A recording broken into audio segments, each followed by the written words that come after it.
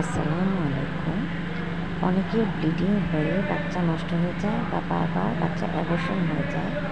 হয়তো ভাবতে পারেন কেন বাচ্চা বারবার এভাবে অ্যাবর্শন হয়ে যাচ্ছে। অনেকগুলো কারণ আছে, তার মধ্যে একটি ইম্পর্টেন্ট কারণ হলো অনেক সময় ফুল মায়ের অংশের সাথে একটি দিক লাগানো থাকে মায়ের শরীরে, এবং আরেকটি ফুলের আরেকটি দিক, যেমন শাপলা পাতার মতো একটি দিক লাগানো থাকে মায়ের পেটের অংশের সাথে, এবং পাতার অপর দিক, ফুলের অপর দিক লাগানো থাকে বাচ্চার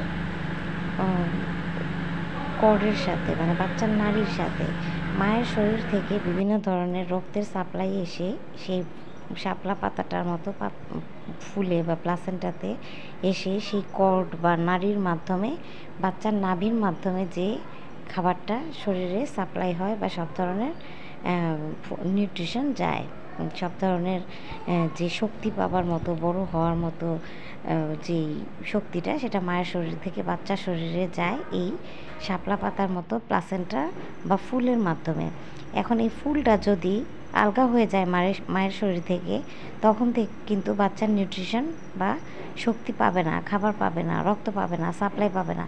তো তখন বিভিন্ন ধরনের সমস্যা তৈরি হয়, ব্লিডিং তৈরি হয়। ফুলটা যদি সামনের দিকে চলে আসে এবং আলগা হয়ে যায়, তখন ব্লিডিং তৈরি হয়, তখন বাচ্চাটা সহ কর্ড বা নাড়ি সহ ফুলটা বের হয়ে আসে এবং বাচ্চাটি অ্যাবর্শন হয়ে যায়। এটি একটি খুবই ইম্পর্ট্যান্ট কারণ। এর জন্য মায়েদের অবশ্যই নিরাপদে থাকা উচিত, ভারী কাজ করবেন না এবং সেফ মতো থাকবেন। ধন্যবাদ।